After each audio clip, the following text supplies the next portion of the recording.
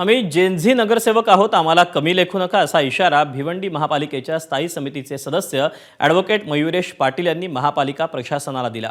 महापालिकेतील ठेकेदारशाही आणि निविदा प्रक्रियेतील पारदर्शकतेच्या मुद्द्यावरून नगरसेवक संतप्त झाले।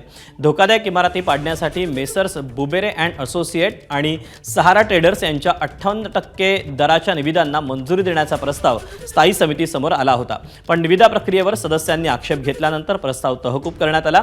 या चर्चेदरम्यान सहारा ट्रेडर्सकडे महापालिकेची 34 लाख रुपयांची थकबाकी असल्याचा मुद्दाही समोर आला।